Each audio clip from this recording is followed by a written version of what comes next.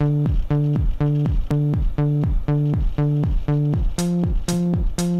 go.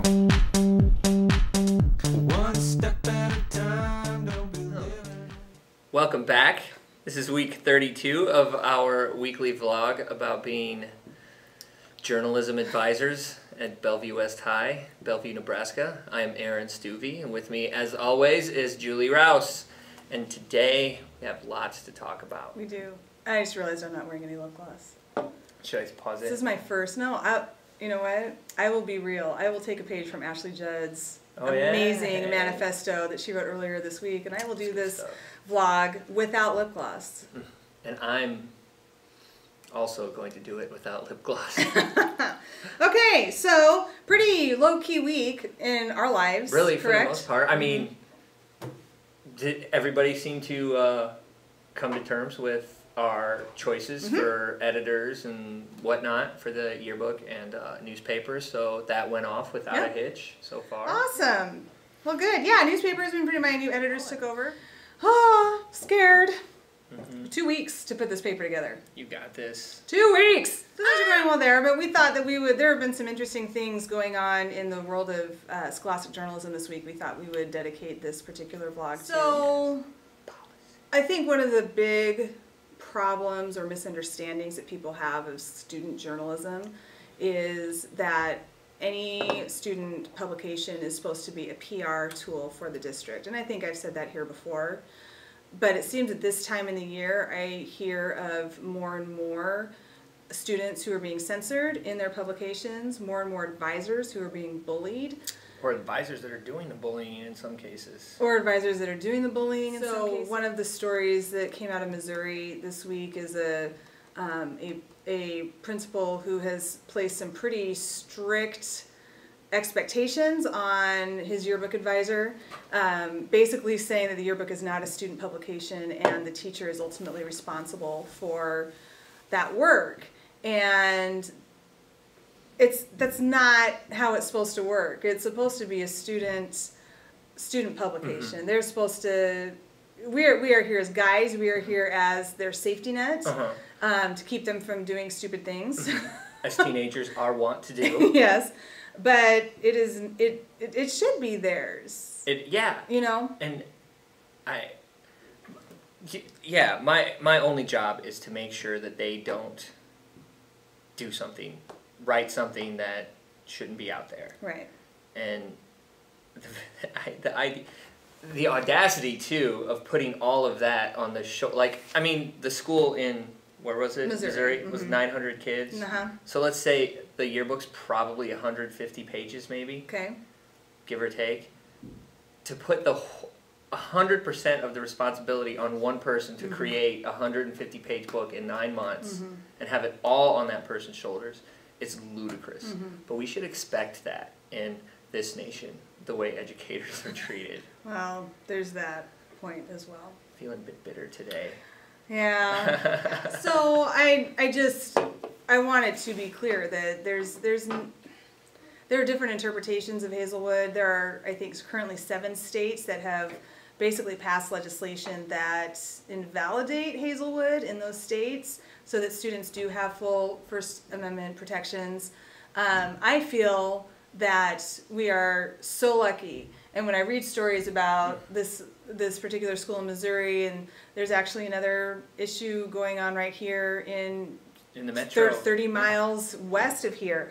And I think that sometimes our students forget how lucky they have it. And so that was my little speech to my students today in newspaper was, next time you see Mr. Rolfs, thank him for supporting student journalism, because it could be a complete different situation than what we have. And I feel like we have a really good working relationship with the administration and here at West, and the staff too. Like, we have good support with the staff, even with the whole hullabaloo about the math article. There was still in the days that followed, I didn't hear as much. What do I want to say?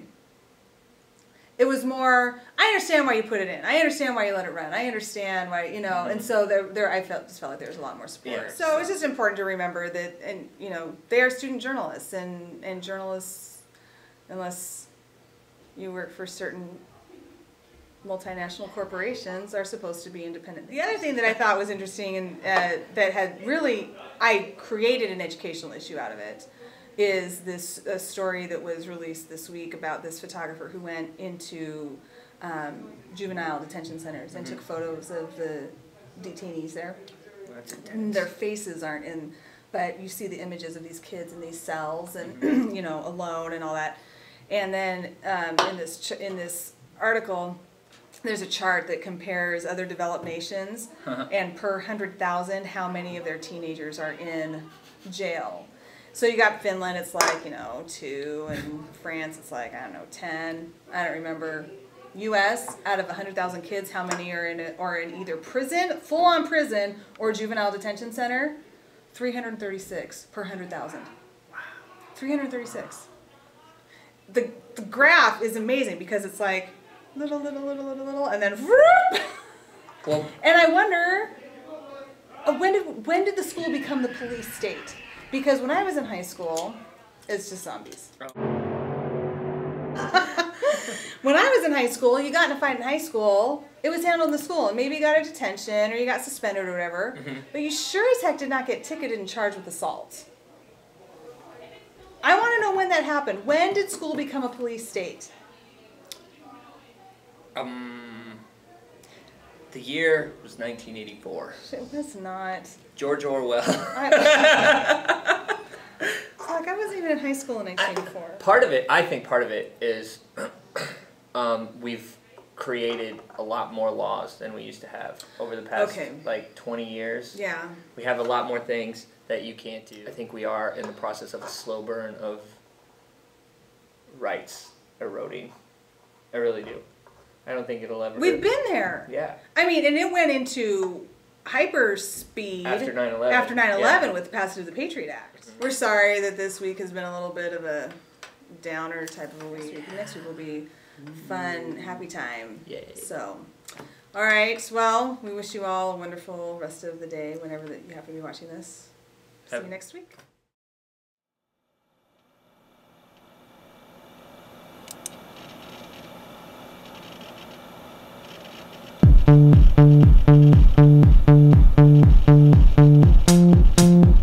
Here we go.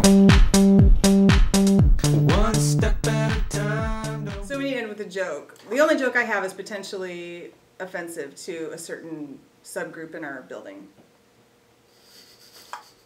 A student subgroup? Yes. Should I tell it? Is it a brony joke? No. Not a brony joke. It's a hipster joke. Oh, tell it!